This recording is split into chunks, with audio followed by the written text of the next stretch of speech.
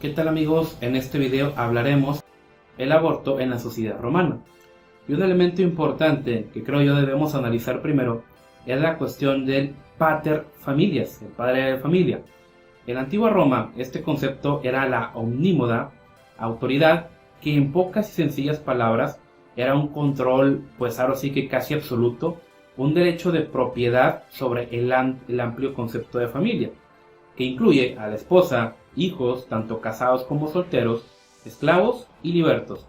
Vaya que este sí era un patriarcado en toda la extensión de la palabra, no como el de hoy en día que pues prácticamente no existe. Asimismo, hay que resaltar que además de lo mencionado anteriormente, también tenía sobre los hijos el derecho de la vida y la muerte, en latín ius vitae necisque, por lo que podemos decir que en Roma el padre tenía el poder de vida o muerte sobre la mujer y los hijos. ¿Y por qué les comento esto? Pues de que aquí surge la siguiente tradición. En aquella sociedad romana se entendió que la entrada al mundo como tal, el nacimiento biológico, tal y como pues lo podemos conocer, no era suficiente. Cuando alguien nacía era necesario otorgarle un estatus, ¿ok?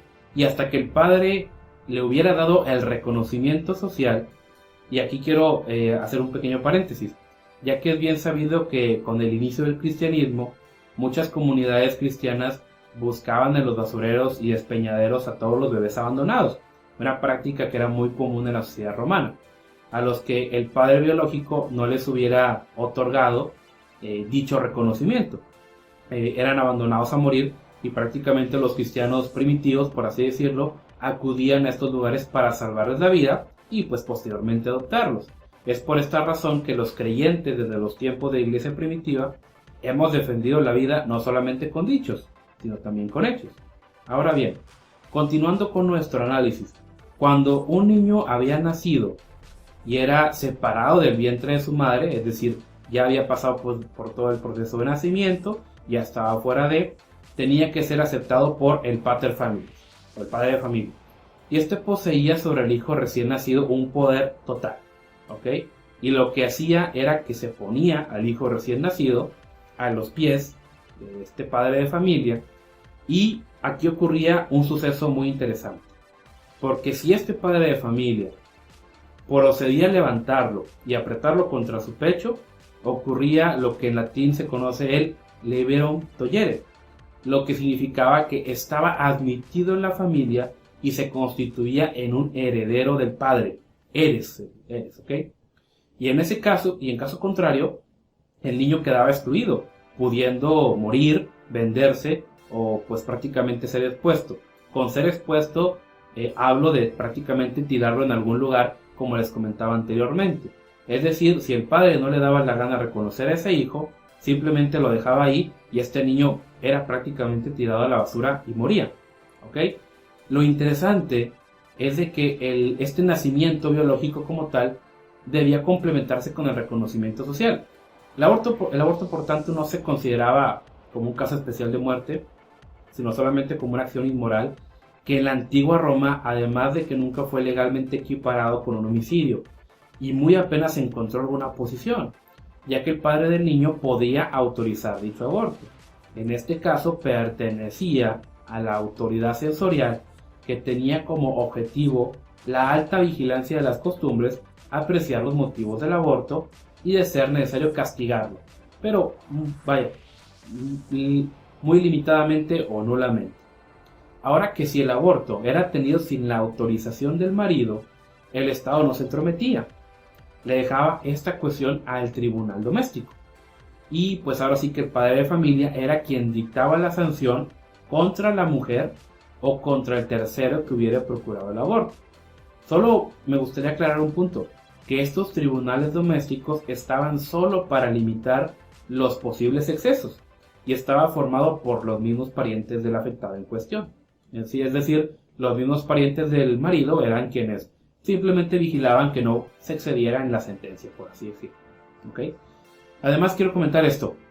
El emperador César Augusto, quien gobernó del 27 a.C. al 14 de nuestra era, se sintió con la necesidad de regenerar estas costumbres romanas, sobre todo aquellas relacionadas con la familia y el matrimonio. ¿Por qué? Ya que dicho sistema había ido cambiando desde un sistema patriarcal hasta una forma menos severa, no rigiendo ya el derecho absoluto del pater familias, ¿ok? Es decir, que cuando les hablo de todo esto, no estamos hablando exclusivamente de la sociedad ya ahora sí que en la nueva era, en el DC, porque ya se había degenerado mucho el concepto de familia.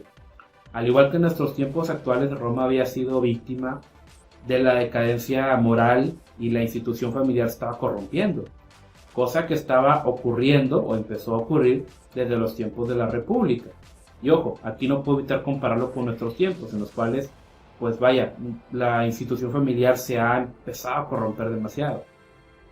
Los autores señalan varias causas, entre las que se encuentran las guerras continuas, las largas ausencias del hogar, que estas vidas no facilitaban el tener herederos, y pasaba algo muy interesante porque muchos solteros, tanto hombres como mujeres, tenían mucha renuencia a formar matrimonio, cosa que era cada vez más frecuente. Y aquí quiero hacer un pequeño paréntesis al señalar que esto es justo lo que estamos viviendo hoy en día.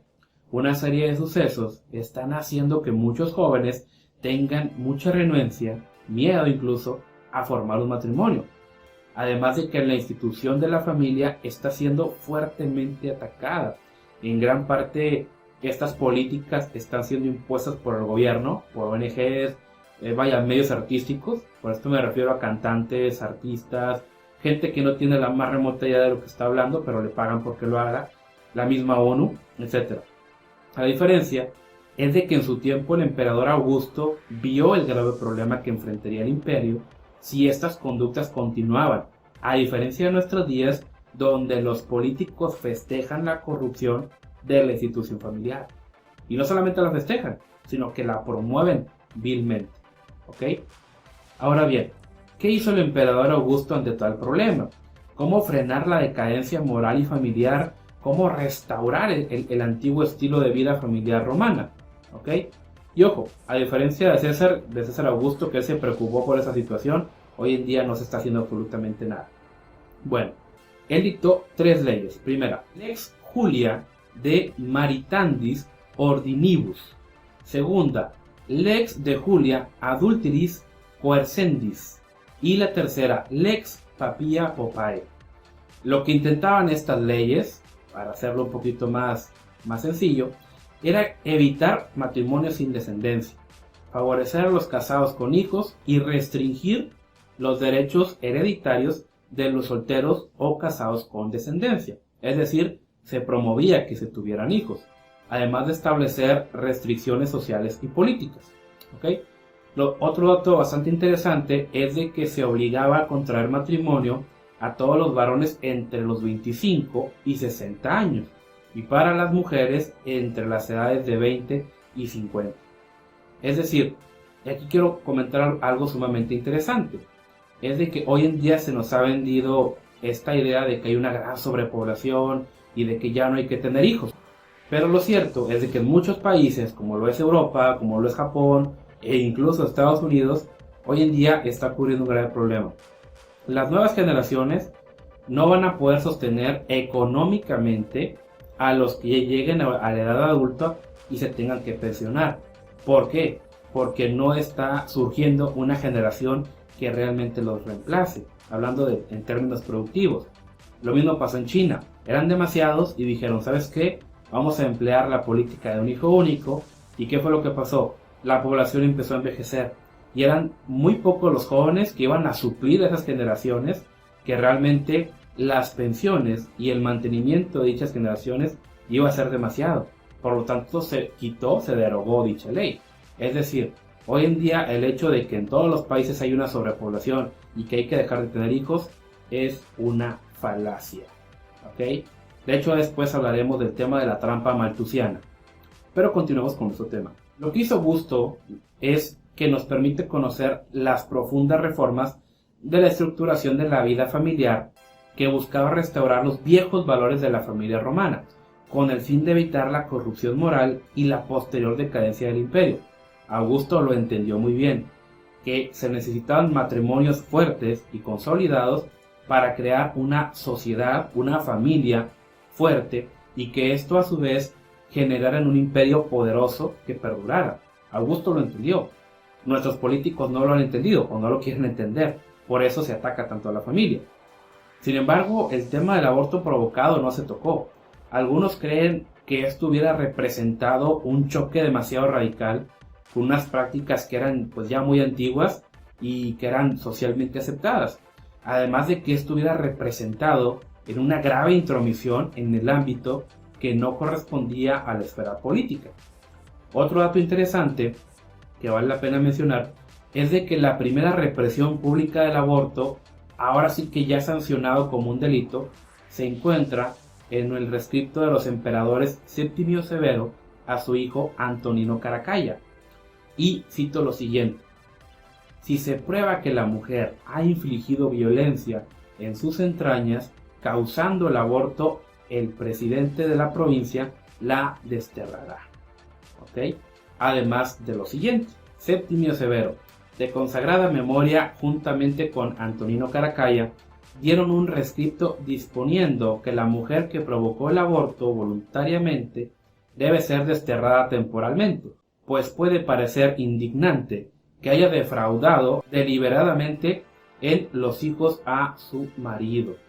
Además de que también estaba sancionado a quien administrase brebajes y sustancias abortivas, ya que dice lo siguiente: quienes suministran una pócima abortiva o amatoria, aunque no lo hagan con intención dolosa, por tratarse de cosa que causa mal ejemplo, serán castigados al trabajo de las minas, si se trata de gente baja, o si se trata de gente más noble, serán enviados a una isla, habiendo sido confiscados parte de sus bienes. Si como consecuencia de haber ingerido tales brebajes muere un hombre o una mujer, quienes se los hayan suministrado padecerán la misma pena. El hecho que estos personajes empezaran a sancionar el aborto tenía que ver con los intereses del padre, ya que se debía asegurar la descendencia del mismo. En ningún momento se tomó en cuenta la vida del feto como argumento, sino la problemática que los abortos traerían al imperio y los problemas con la descendencia. Además de que fuera la mujer sin la supervisión o la autorización del esposo, pues ahora sí que vulneraba la figura del padre de familia. Más que nada por esto se condenaba.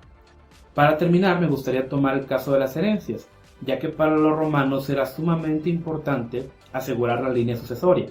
Por eso se ha escrito que privar a los concebidos de los derechos sucesorios por la sola razón de no haber nacido antes de la muerte del padre era una injusticia que las leyes romanas no podían consagrar, y aquí me gustaría citar a Ulpiano.